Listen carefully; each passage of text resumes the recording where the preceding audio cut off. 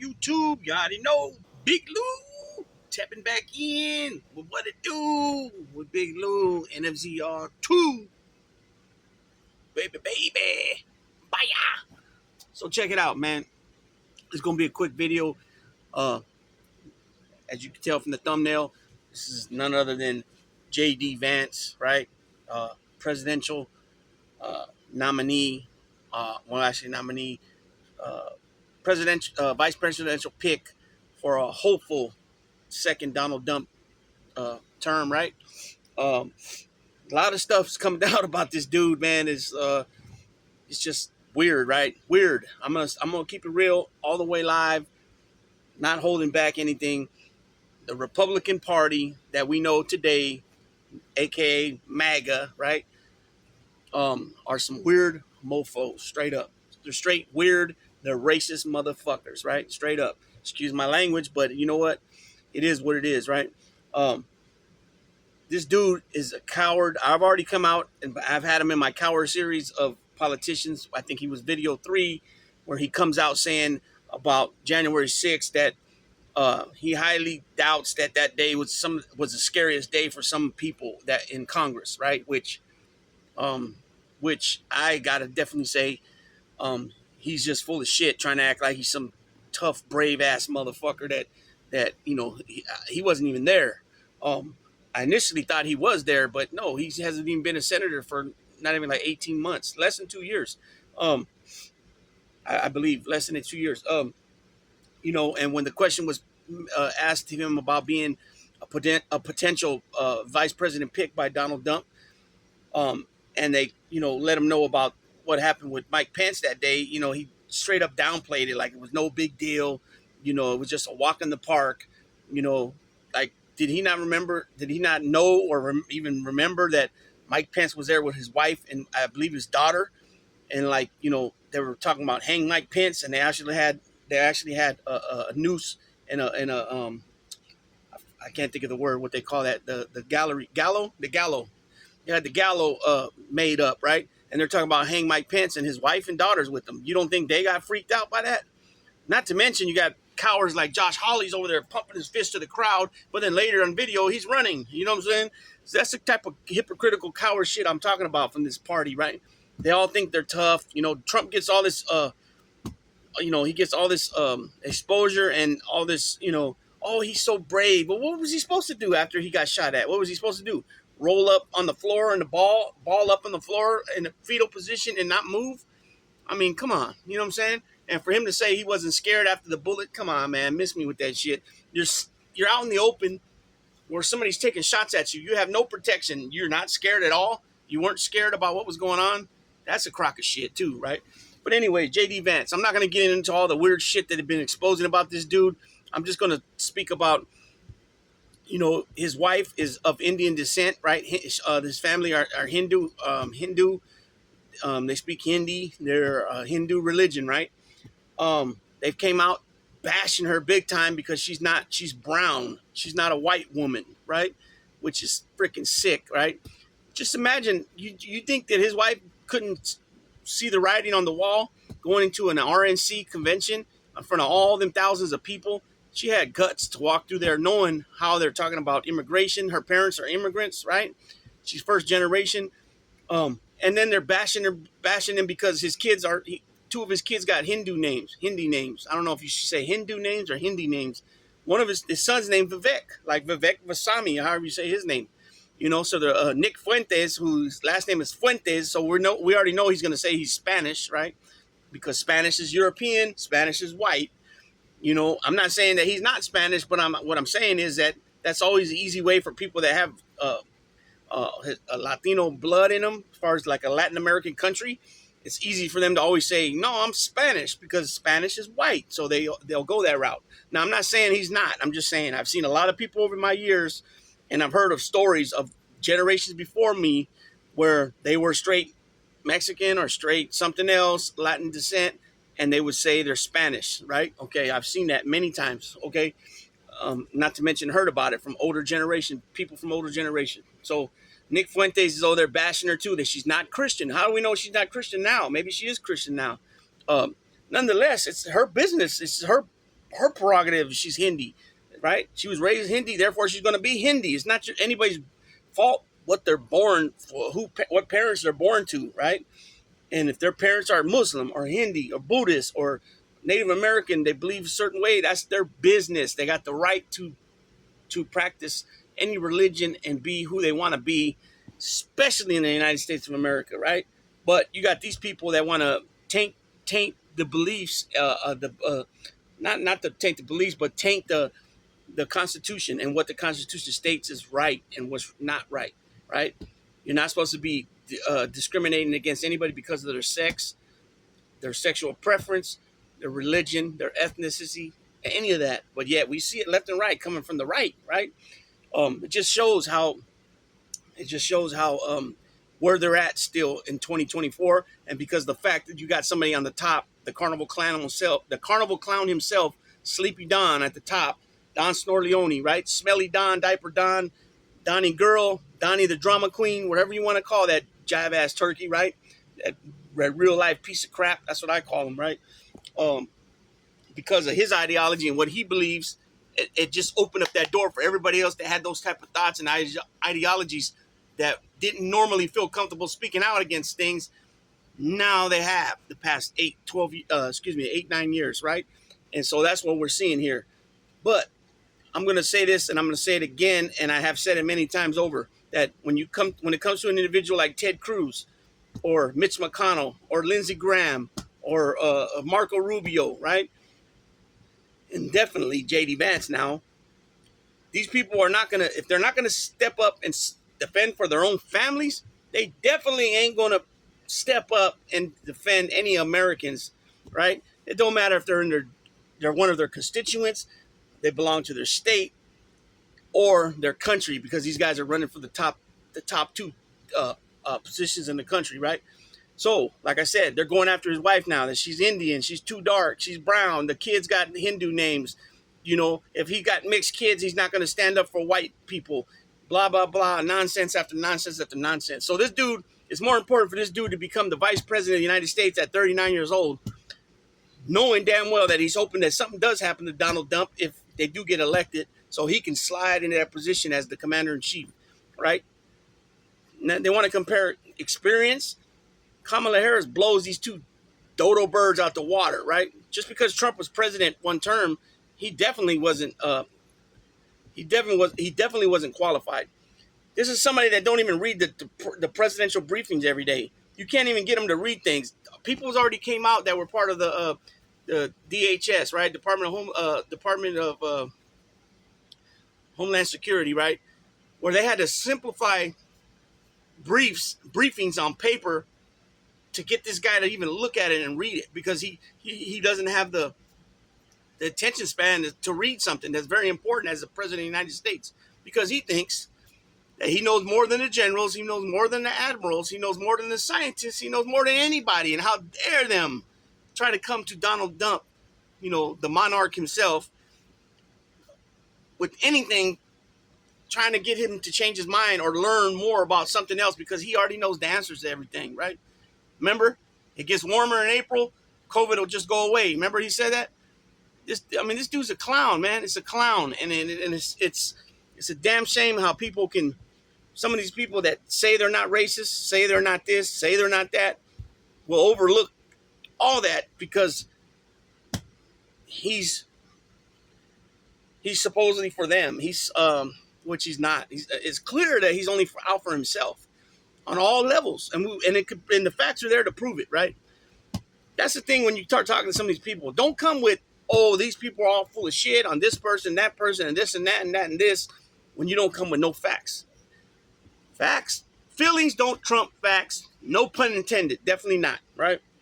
You cannot tell me that both parties are exact same. Just one has an R, one has a D. Now, yes, there are a lot of things that are the same as far as like corporate money, APAC money and all that. Yes, there is some of that, but it's obvious by the facts and what have been passed through that Democrats care more about the American people, period. And like I said, the facts show for it.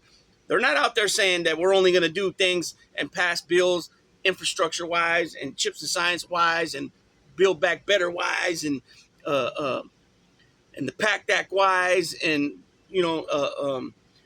everything else that Biden has passed through only in Democratic cities and states. No, you got shit passing projects, over 40,000 projects announced nationwide in the whole United States, where, like I've mentioned this before, and I know today won't be the last time, that things have been, projects have been announced in places such as Georgia, Colorado, Texas, where it's red as red could be, and you got these Congress people and senators coming out bragging about the money brought to their district and state, but in reality they voted against it, right? So how does that even work? Well, the problem is people don't really look into the shit enough. They don't research stuff hardly at all, and whatever is said on CNN, MSNBC, or Fox, they just run with it, and it's been proven over and over again that CNN, MSNBC, it's all about the ratings. So therefore, they're gonna push the agenda for Trump and whatever keeps being said about Biden's cognitive state, and is he up for another 4 years and blah blah blah. They're gonna keep going with that, even though now Biden's not even he's a has been now. In other words, not a has been. That's not the right way to say it. He's he's not relevant now because he dropped out. His legacy's already set in stone. 50 years of public service, as a senator for over 3 decades and a half, 2 terms as a vice president, and now a term as a president. This guy has a well understanding of foreign policy, domestic policy, and he's the current commander in chief.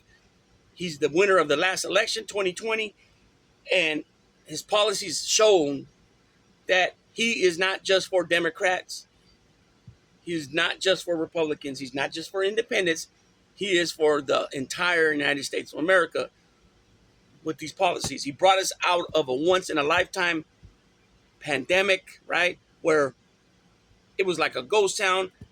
So many people lost their homes. So many people lost their businesses. People didn't know what the hell they were going to do. They were so stressed out by their current situations. You know what I'm saying? And this man, Biden and Harris and their cabinets, because it's not just about them. They have a lot of smart people in their cabinets that know what they're doing. Brought us out of it. Number one in the entire nation, in the entire world. Number one with the economy, the GDP growth, unemployment rate for a record 27, 28 months of 4% or lower, right? Build Back America, 800,000 jobs, manufacturing jobs brought back to the United States. The first time ever that United States has surpassed China. It's the first time ever in a while, and I don't know if it's forever, or but for sure in a very, very long time. This stuff does not happen under Trump, and if Trump's reelected, he's going to take us backwards, because just the 2 things that he's claimed he's going to do, 10% tariffs on everything that's imported into the United States, is going to kill us, right? Alone. And then he's talking about rounding up, putting in mass immigration camps of 10 to 12, 15 million people. No matter if they got work permits, visas to be here, if they're not legit legal citizens, they can't be here. Now, I said this before and I'm going to say it again. The immigrants helped bring us out of the status we were in during COVID and post-COVID, right? Because of them paying into the economy, right? Taxes and all. And then they can't benefit once they retire. It don't happen. It don't work that way. So for this dodo bird to say he's going to put a 10% tariffs on everybody, and then he's going to deport all these people. I mean, what are you thinking, dude? I mean, all these jobs that these immigrants are working that Americans don't want to do, these tough, hard jobs that, and sometimes, you got to get down and dirty to do them. They don't want to do them. Therefore, they're going to leave a lot of unemployment jobs that are going to be available, and nobody wants to fill them. Therefore, it's just going to help crash things, right? And 16. I think it was 16 um, Nobel scholars, economists, economists came out against that, what Trump's proposing, and would say it would definitely hurt us. So you can only do is take those economists' those word, because back before Biden took over, with his plan, his economic plan that was put forth, it was said that his plan was gonna help out the United States, and it ended up doing it. But you got Donald Trump on the other hand saying that it's gonna go crashing, it's gonna burn. He said that 4 years ago. It hasn't happened. He's still saying that 4 years it's gonna happen. China's gonna come and take all the car industries, but yet the car industry is coming back to the United States for the first time in I don't know how long. Not only Detroit, Ohio, Indiana, the surrounding areas, Wisconsin, Pennsylvania, even Tennessee, different places like that in the South, they got car manufacturing job gigs starting up.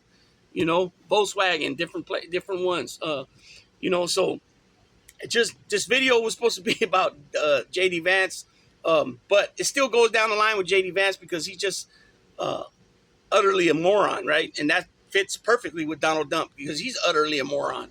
And if it wasn't for Daddy's money, did he inherit a lot of money from his dad? Yes, he did.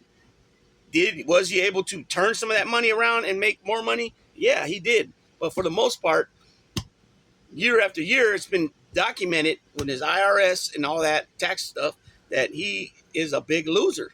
And everything he touches turns to shit. Just like when he touched this country, Obama gave him a great economy that was rolling good, smoothly, and he turned it around. And let me be clear, COVID was not his fault, but he was the leader of the United States.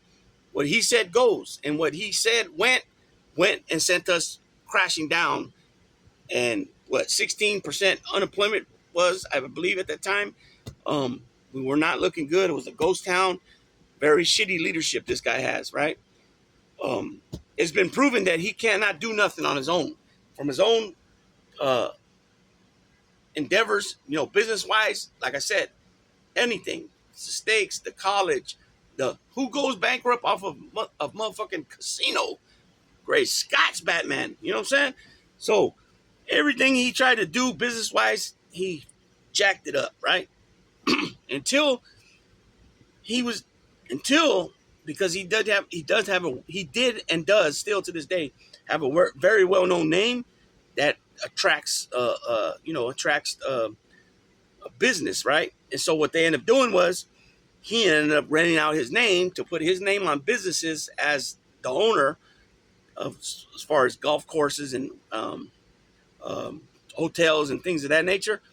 And he did bubble back, making money that way. But as far as with his hands on things, he's proved time and time again that he's a very shitty businessman.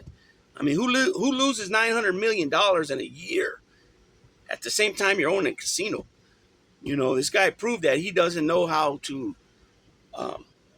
balance and counterbalance how he spends, right? And he showed that as well when he came into became president. $8-9 trillion he spent like that.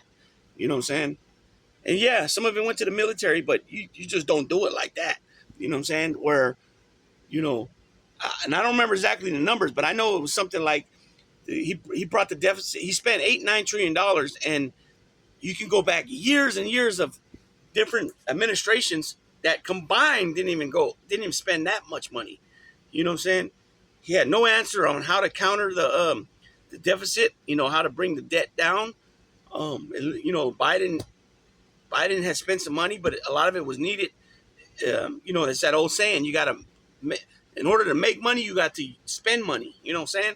And then with the hope that your ideas and that are going to bubble back and start producing for you from what you spent, right? But this guy don't have that in him. His idea is just to spend.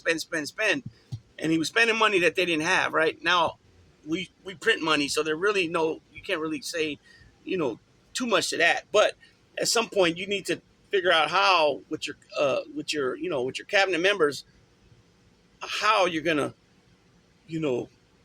bring back some of that money that's been spent, right? I'm not sure the exact number, but I know Biden had been able to lower the deficit by some 1 point something trillion dollars, you know what I'm saying, over his plan. So anytime you see that, anytime you see that, you got to tell yourself, man, this cabinet administration knows what they're doing, right? And you got to give it time, and of course things, once things are put in effect, are put in line to be used, so that you get that bounce back on the flip side, right? It starts happening, right? And that's another thing people don't seem to understand. Just because you put pass a bill or put a law out there, it takes time for it to catch up, and that's what part of it too. That Biden, I think people were initially, in his first 6-8 months as president, they were on him, bad mouthing him because, it's that old saying, "It's my money and I want it now." So they wanted to see, they wanted to see, they wanted to see it, everything he was doing in the positive light, bouncing back to try to balance spending and things of that nature. And so like I said, it takes time. It takes time, and so anyways, JD Vance is getting himself into shit. He needs to really think about what he's doing here. Is it worth it for him to allow people to go after his wife and kids because they're brown, because they got a name? He honored their beliefs, Hindu beliefs or family, the family names, or maybe I don't know exactly. I don't know how everything works. And you do know that when it comes to Muslim and Hindu and Sikh, a lot of times the marriage is already set up. So could it have been where the daughter had agreed, or it was part of the setup arrangement, I should say, not setup, that the kids were going to be named this and that, first boy, first girl. Who knows? You know what I'm saying? And J.D. Vance agreed to it, and he decided, yeah, I'm gonna name my son Vivek. I don't see the issue there. It's very ugly that that's where, they're going at his wife. Again, it's like they're making it sound like she's a DEI hired wife when she clerked for Judge Kavanaugh before he was a Supreme Court judge.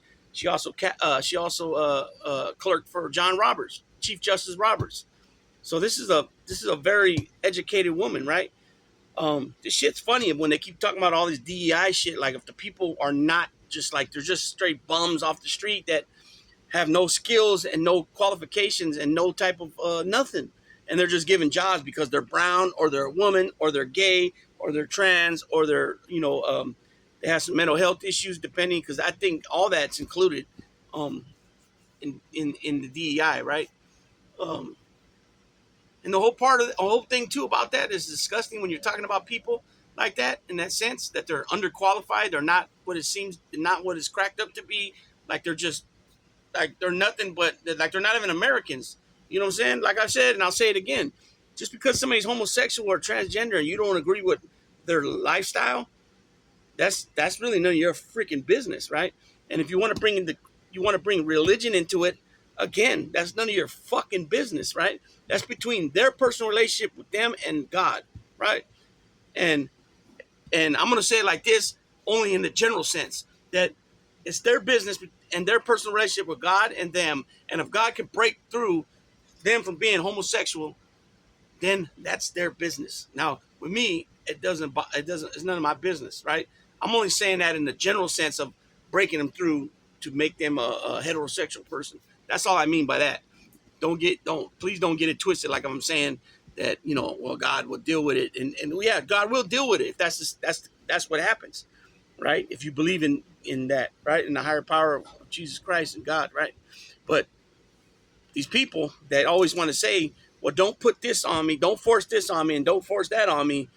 On the flip script, when you flip the script, they're doing the same exact thing they're saying not to do to them. So it's just that hypocrisy bullshit, right? And the whole reason why church and state is separated, right? There's a separation between church and state. Otherwise, you'll be getting, big opinionated people on all kinds of things because of what their personal beliefs are and ideology. When it comes to church, their religion. You know what I'm saying? And so that's the whole reason why it's separated, church and state. Anyways, we can go on and on. J.D. Vance also makes the comment that women with no kids, they're cat wives, cat women, excuse me, cat women, and that they don't have a stake in the country because they don't have kids. Um, that's so stupid, right? That's a very dumb thing to say. That's a very dumb. If that's part of the playbook going forward here from MAGA, that's very dumb, right? Because you have a lot of women that, for whatever reason, maybe couldn't get pregnant. Maybe they had problems getting pregnant. And now you're going after also IVF, right? And what is it called? Invertal. Um, I'm not sure how the word breaks down, but basically where they have to go to a doctor, have their eggs frozen, have the male sperm, put it, the sperm put in to fertilize the egg, and it's all done by, by a procedure, right? And so they're attacking that too, right?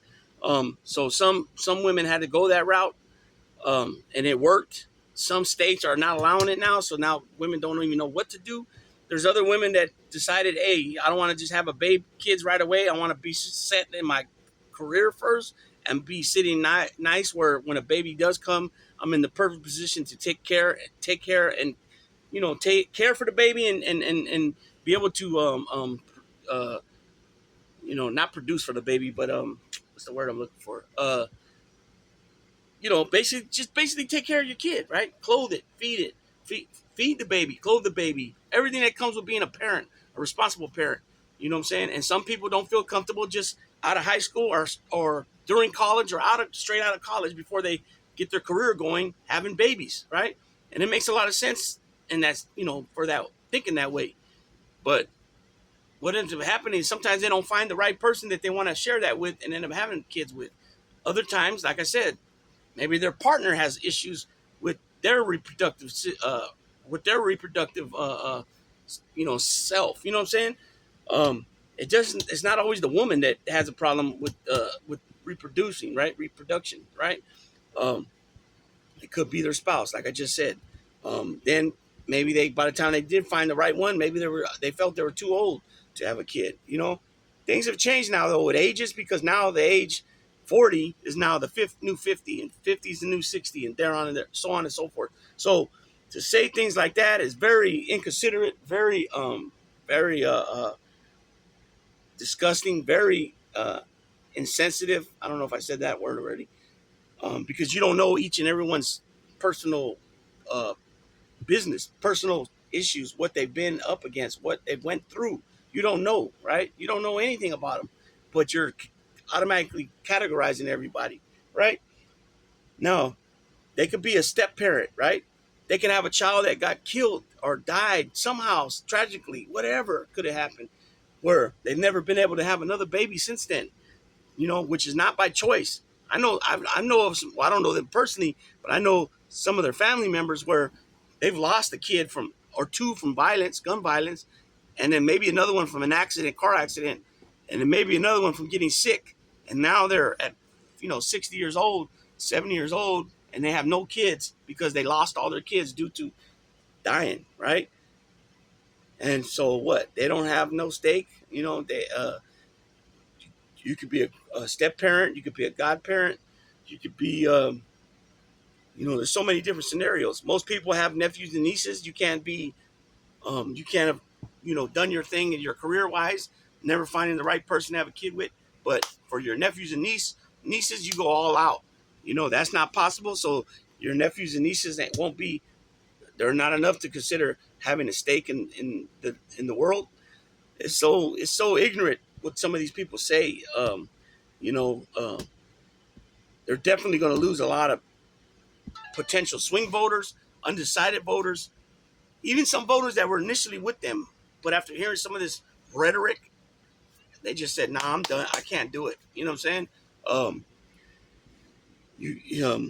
just the fact calling Kamala Harris the original Haktua girl, like that makes no sense either, because they say, "Oh, she slept her way to the top." Well, how?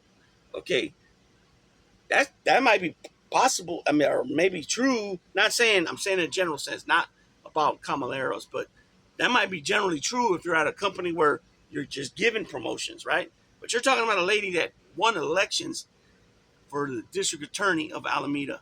right? I don't think she was district attorney in San Francisco. I think it was Alameda. She got voted as the district attorney of whatever county, for San Francisco or Alameda. She got voted in as the attorney general of the biggest state in the nation, right? The second biggest Justice Department, only behind the federal department, Justice Department, which Merrick Garland sits on top of.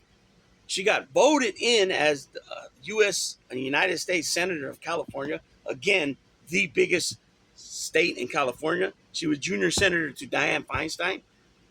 She got voted in along with President Joe Biden at the time, ex-Vice President Joe Biden, to become the President of the United States, the 46th President of the United States. She became the 49th, I believe it was 49th Vice President of the United States. That was voted in.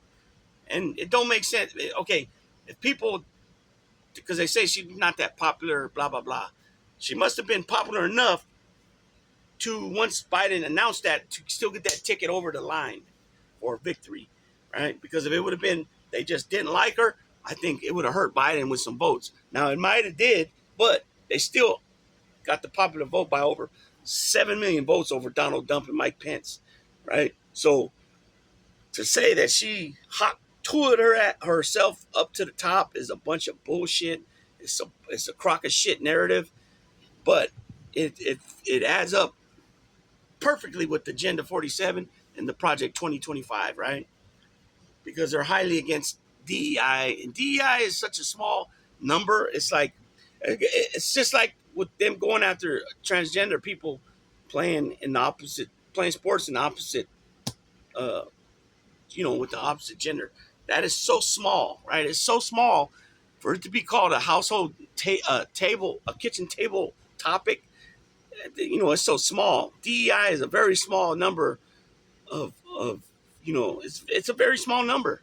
You know what I'm saying? And to make it such a big deal, and all these different congressmen and senators coming out talking about DEI this, DEI that. Anytime something happens, it's a DEI. The bridge in the Keys Bridge in Maryland. Oh, DEI guy must have hit it in the boat, in the steam, the big ship. Trump gets assassination attempt. Oh, DEI hired because the women, right? So Kamala Harris is a DEI hire. Oh, absolutely. I forgot that one congressman guy that said it. Meanwhile, he's such a dodo bird. He don't know jack shit about jack shit, right? And then the other thing is they coming out saying, oh, she's not even black. She's Jamaican. I mean, damn, it just shows the ignorance of some of these people, majority of these people, right, that agree with any of this shit with DEI and all this other racist shit. Same way African blood got on Jamaica, the island of Jamaica, is the same way the African blood got into the island of Cuba, the island of Hispaniola, which is Haiti and Dominican Republic. They share an island. That island was named Hispaniola, right? Same way the African blood got in Puerto Rico and Trinidad and Tobago and St. Croix and Virgin Islands. And it's so stupid, right? Yeah, of course, just like with Puerto Rico and other places, the blood mixture is mixed there, right? With Spanish, Sicilian, Italian, Portuguese, the native people, right? That, yeah, some of them are lighter than others, some of them are darker than others, but that's what being black is that black pushes out all colors from light to dark as heck and all in between, right? It's a no-brainer, and very ignorant, like I said, for somebody to come out saying that, oh, Africa, she's not black, she's African. She's not black, she's Jamaican, which sounds so uneducated, man. It's crazy, and it just shows with these books on where these people are at. So you know what? That's enough of me rambling on.